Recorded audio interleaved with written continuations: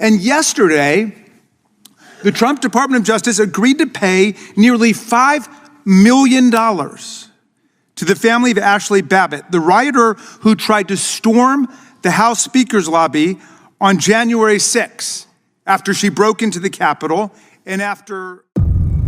The inversion. The fluorescent lights of Committee Room 2154 hummed with an unnatural stillness.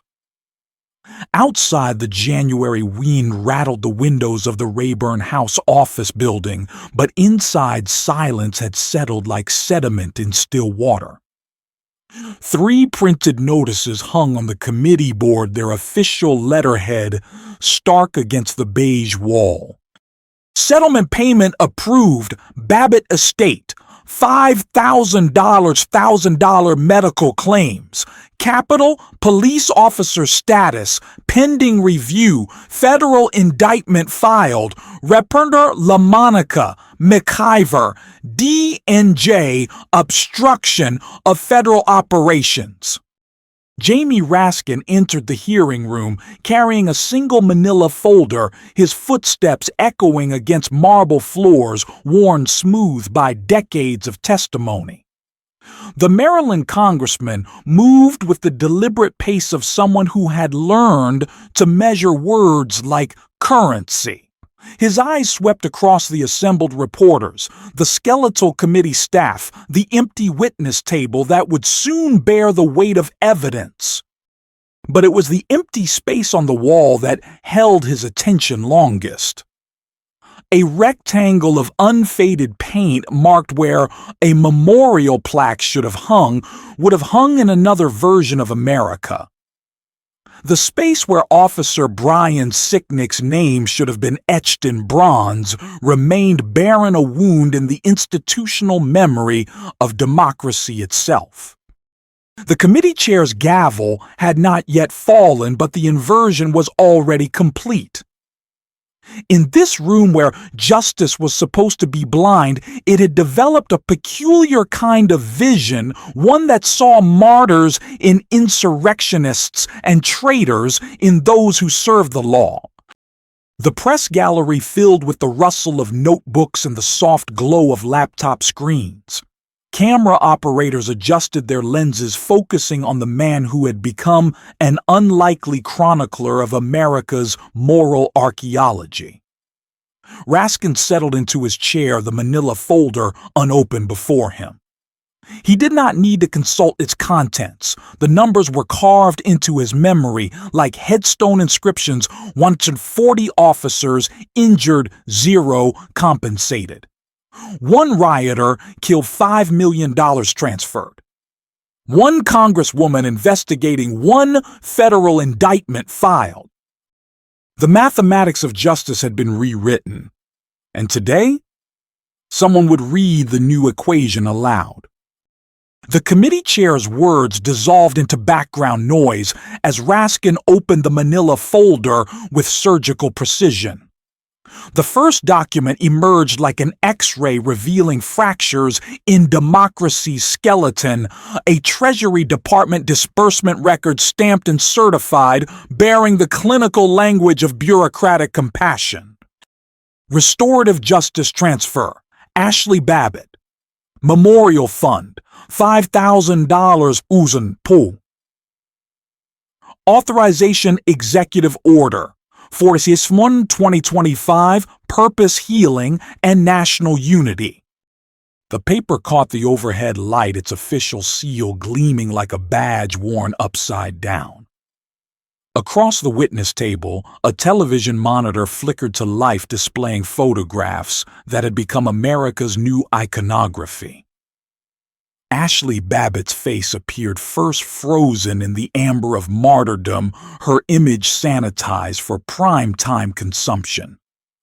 Below her photograph, the settlement figure glowed in bold numerals. The screen dissolved to reveal a different gallery: police officers in hospital beds, their faces swollen and bandaged, their uniforms replaced by medical gowns. Officer Michael Fanone, electrodes attached to his chest, his eyes carrying the hollow stare of someone who had looked into America's heart and found it wanting. Officer Aquilino Gonell, his hand wrapped in bandages, dictating his resignation letter to a voice recorder because his fingers could no longer hold a pen.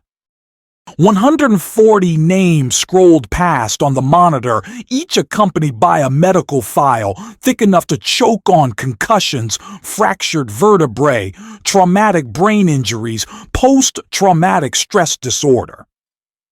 The catalog of democracies wounded filled the screen like a casualty report from a war that America refused to acknowledge it was fighting. At the bottom of each medical file, the same stamp appeared: claim status under administrative review, indefinite hold. The committee room had grown so quiet that the hum of the air conditioning system sounded like a funeral dirge.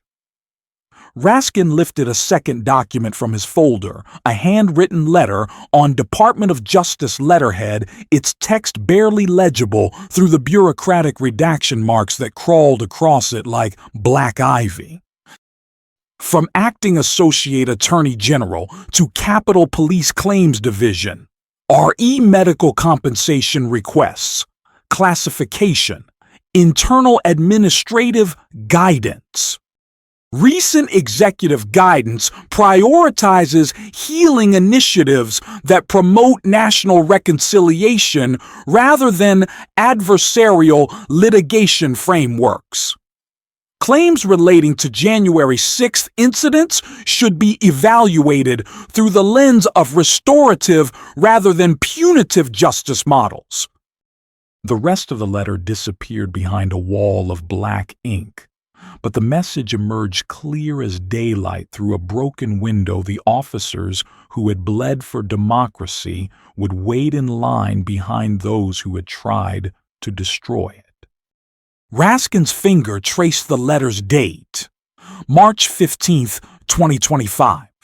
6 weeks after the inauguration, 2 months after the settlement check had been cut for Ashley Babbitt's family, 8 months since Officer Daniel Hodges had testified about being crushed between two doors while defending the Capitol, his ribs cracking like kindling in a winter fire.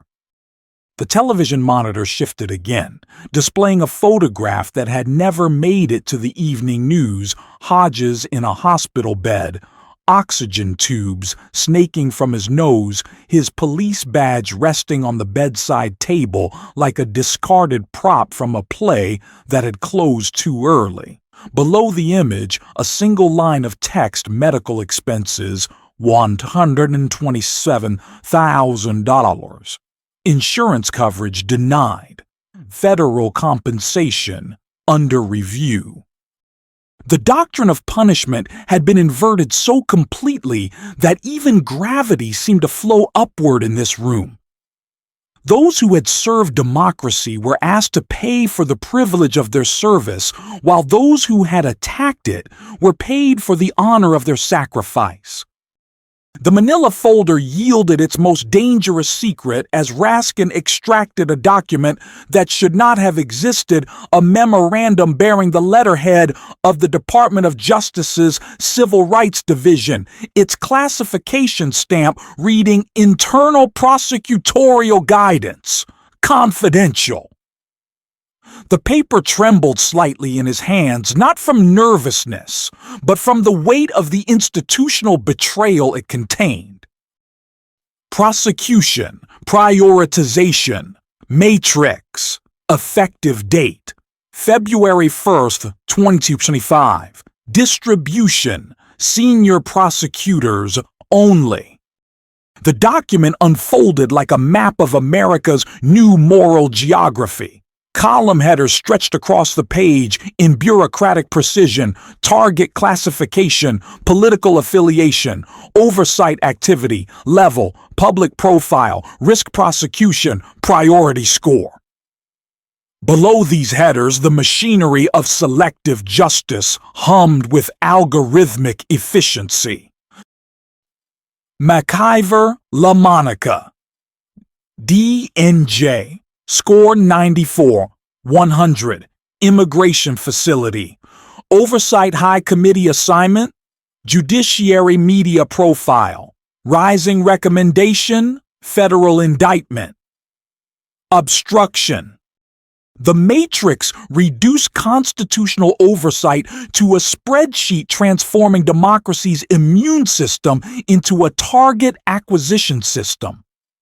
Each row revealed another legislator whose crime was taking their oath of office too seriously. Representatives who had visited detention centers found themselves classified as security risks. Senators who had requested documents discovered their requests reclassified as obstruction attempts. Raskin's eyes moved down the list, each entry a small murder of democratic norms. The scoring system had been calibrated with surgical precision points added for committee positions involving oversight bonus points for immigration-related investigations, multiplier effects for Democratic Party affiliation. The Constitution had been fed into an algorithm and emerged as a target list. The television monitor illuminated with security footage from the Elizabeth Detention Center in New Jersey, grainy images of Congresswoman McIver walking through corridors where detained immigrants had reported medical neglect and sexual assault. Her crime, according to the federal indictment that had been filed 3 days after this footage was recorded, was interfering with federal operations through unauthorized facility access. The irony burned like acid in the room's recycled air. A congresswoman faced federal charges for exercising constitutional oversight, while the private prison company that operated the facility had donated $1.2 million to political action committees supporting the administration that was now prosecuting her.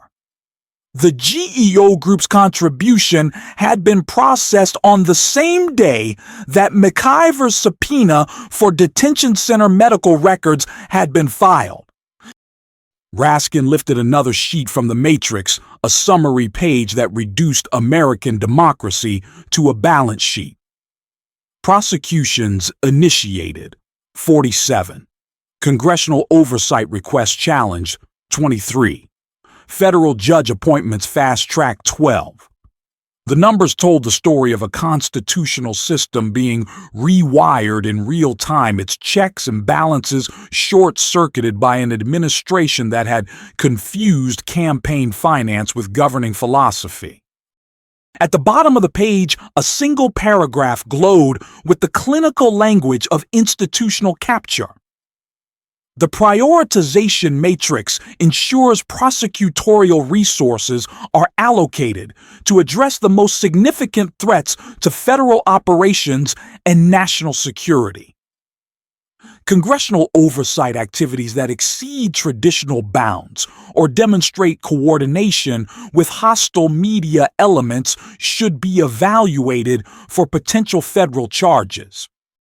The Constitution was on trial in America, and the verdict had already been written in the margins of a Department of Justice memorandum.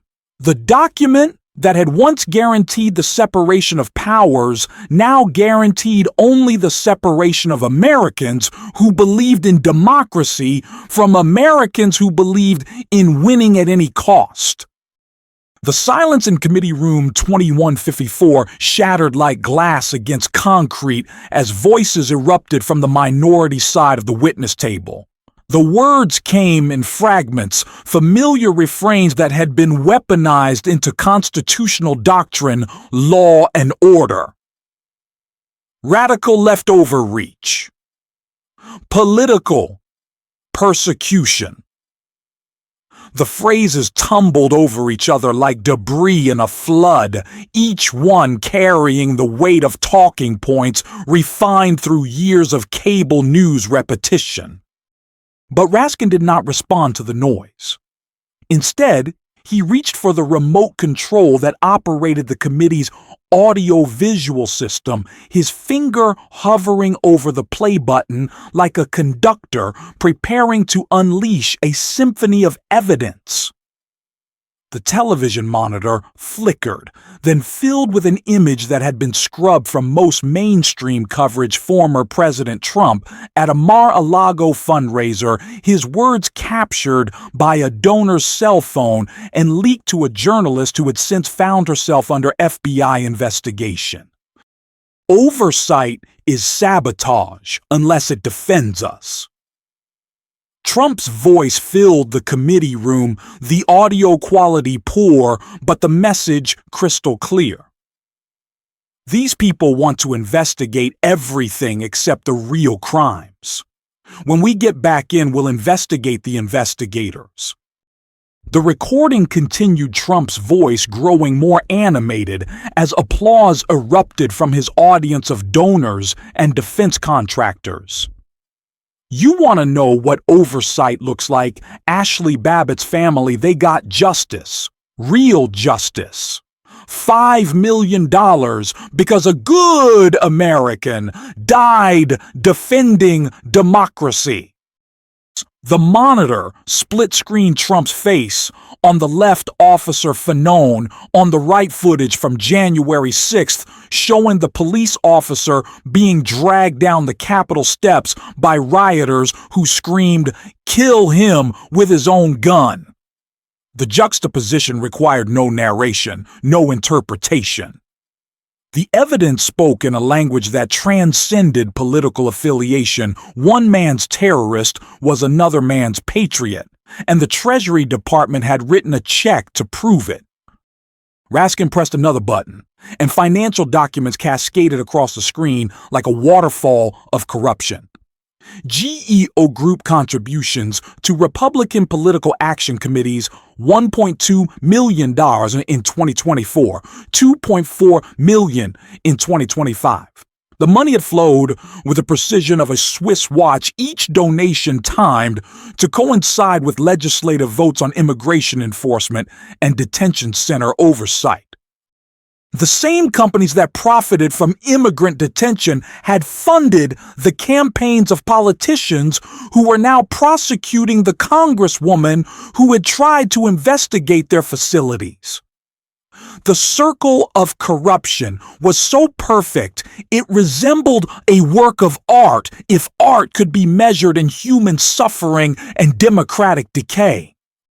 A new voice cut through the committee room's tension, belonging to Representative Jim Jordan, his words carrying the practiced indignation of someone who had confused volume with righteousness. This is nothing but a witch hunt against patriotic Americans who love their country. But the television monitor had already moved to its next revelation: security footage from the Elizabeth Detention Center, time-stamped 3 days before McIver's indictment. The images showed detained immigrants lying on concrete floors, their requests for medical attention documented in handwritten notes that had been photographed by a whistleblower who now lived under assumed names in another state. The same facility where McIver had conducted her obstructive oversight visit generated $847 per day per detainee for GEO Group, according to the federal contract that appeared next on the screen. The mathematics of justice had been reduced to a profit and loss statement. Each detained immigrant generated revenue. Each investigating congresswoman generated risk. Each prosecuted legislator generated compliance. The defense of democracy had been outsourced to the highest bidder, and the bidders had decided that democracy was bad for business. The fluorescent light seemed dim as Raskin rose from his chair, the manila folder now empty except for a single sheet of paper, his closing statement, though no one had announced that closing time had arrived. The committee room had achieved the kind of silence that usually accompanied funeral services or surgical operations, moments when the weight of consequence pressed down on everyone present like atmospheric pressure before a storm. He did not approach the microphone. Instead, he stood behind his chair, his hands resting on its leather back, his eyes moving methodically across the faces of his colleagues, the press gallery, the C-SPAN cameras that would carry his words to millions of Americans who were trying to understand how their country had become unrecognizable to itself. "You paid the rioter," Raskin said, his voice carrying the quiet authority of someone who had learned to speak to history rather than headlines. "You buried the officer. You prosecuted the truth." The words hung in the air like smoke from a fire that everyone could smell but no one wanted to acknowledge. No rebuttals came from the minority side of the committee. No objections were raised about procedure or protocol. The television cameras continued rolling, but the room had achieved the kind of stillness that usually preceded either resurrection or burial. Raskin's eyes moved to the empty space on the wall where Officer Sicknick's memorial plaque should have hung. The rectangle of unfaded paint had become the most powerful visual in the room, not because of what it contained, but because of what it refused to contain. Democracy's memory had developed selective amnesia, and the symptoms were visible to anyone willing to look. A young congressman in the back row, a freshman Democrat whose name had appeared on page 4 of the prosecution prioritization matrix, followed Raskin's gaze to the empty wall. His face carried the expression of someone discovering that the childhood stories he had believed about America were actually just stories that the heroes and villains had been reassigned while he wasn't paying attention. The television monitor had gone dark, but the images it had displayed continued to burn in the committee room's collective retina. Ashley Babbitt's $5 million settlement check, Officer Fanone's hospital bed, Congresswoman McIver's federal indictment, the detention center where detained immigrants slept on concrete floors while their captors counted profits by the day. Raskin gathered his empty manila folder and moved toward the committee room's exit, his footsteps echoing against marble floors that had witnessed the testimony of presidents and paupers, patriots and traitors, heroes and cowards. But those categories had lost their meaning in an America where the price of martyrdom was determined by political affiliation and the cost of heroism was measured in medical bills that would never be paid. The committee room emptied slowly, participants filing out like mourners leaving a funeral service. The empty space on the wall remained empty, a wound in democracy's memory that had been kept open by design rather than neglect. Officer Sicknick's name would wait for another administration, another Congress, another America that might remember the difference between those who served democracy and those who tried to destroy it. The fluorescent lights hummed their bureaucratic lullaby as the last reporter packed up his recorder and the last camera operator collapsed his tripod. Committee Room 2154 returned to its institutional silence, but the silence now carried a different weight. It was no longer the silence of waiting for justice to arrive. It was the silence of justice departing. Outside, the January wind continued rattling the windows of the Rayburn House office building, but inside, American democracy sat in judgment of itself. The verdict would be delivered not by judges or juries, but by the American people who would have to decide whether a system that rewarded insurrection and prosecuted oversight could still call itself a democracy. The empty space on the wall offered no answers, only questions that would outlive the administrations and Congresses and Supreme Courts that had created them. In the end, the most powerful testimony in Committee Room 2154 came not from the witnesses who had spoken, but from the witness who remained forever silent, the democracy that America used to be waiting in that rectangle of unfaded paint for someone to remember its name.